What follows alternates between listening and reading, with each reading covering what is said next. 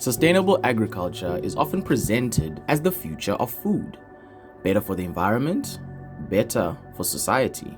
But there is one question that is rarely answered directly. Does it actually make money? Because farmers do not operate on theory, they operate on margins. If a farming system reduces profit, it does not matter how environmentally sound it is. It just will not be adopted.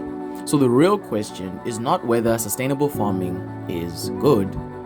The real question is, can sustainable farming compete economically with conventional agriculture?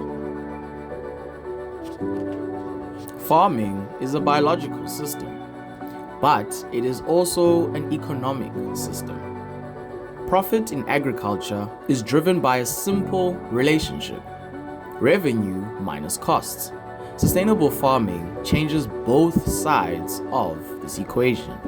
On the cost side, it often reduces dependence on external inputs such as synthetic fertilizers, pesticides, and excessive water use.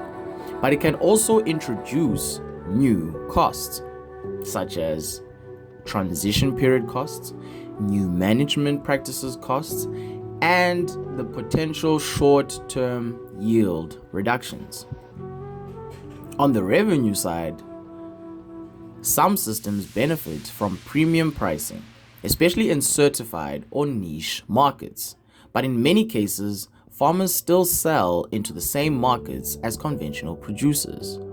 So the profitability of a farm depends on input cost reduction, yield stability over time, market access, and system efficiency.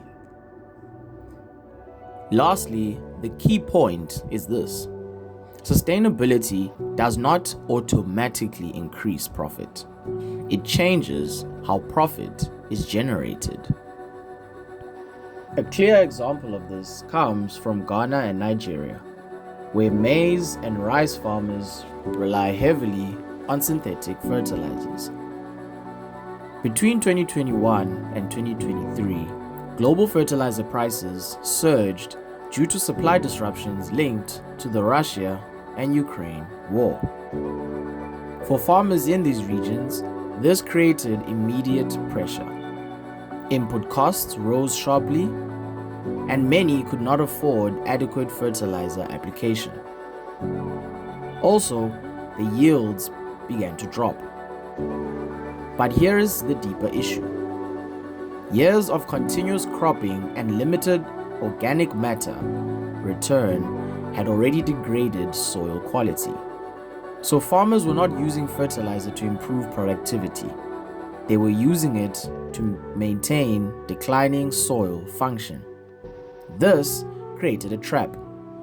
High input dependence led to rising costs, reduced margins, and an inability to invest in transition. At the same time, shifting to sustainable practices carries short-term risk. Lower initial yields, knowledge gaps, and uncertain market returns. So farmers remained locked in an expensive system, even when it is no longer stable. That is the real barrier. Not resistance to sustainability, but economic pressure during transition. The solution is not simply to be more sustainable. It is to design farming systems that are both biologically efficient and economically viable. This happens through three main mechanisms. Input optimization. Here we reduce the reliance on expensive external inputs by improving natural system function. The use of healthy soils further reduces fertilizer demand. Increasing water efficiency also will assist us in reducing irrigation costs. Then we go on to system resilience. So here, more stable systems reduce the losses from droughts, pests, and environmental stress. This, therefore, protects long-term profitability. The third point being value differentiation. Some farmers capture higher prices through organic certification, direct-to-consumer sales, and niche markets. But with these points, the most important shift is this: profit comes from system efficiency, not just output volume. A strong example of a solution comes from Zimbabwe, where thousands of smallholder farmers adopted Pfumvudza, a form of conservation agriculture. This type of agriculture is simple but precise. It uses minimum soil disturbance, permanent soil cover, and small, intensively managed planting basins. The economic result is clear.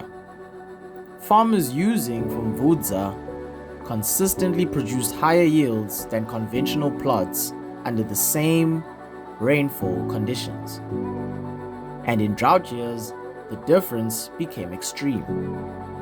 This is because soil retained moisture, nutrient losses were reduced, and crop survival rates improved. At the same time, fertilizer requirements decreased, input costs dropped, and yield sustainability increased. This changed the profit equation, not by maximizing output, but by reducing risk and input dependency. The result of this approach led to higher net returns per hectare, greater resilience in poor seasons, and lower exposure to input price shocks. This is the key shift. Profit is no longer driven by how much you add into the system. It is driven by how efficiently the system functions. Sustainability in agriculture is not just an environmental change. It is an economic one. If sustainable farming is not profitable, farmers will not adopt it, food systems will not change, and sustainability will remain theoretical. But if sustainable farming can improve efficiency, reduce costs, and stabilize production, it becomes bigger than viable. It becomes inevitable. The future of agriculture will not be decided by what is ideal. It'll be decided by what works economically.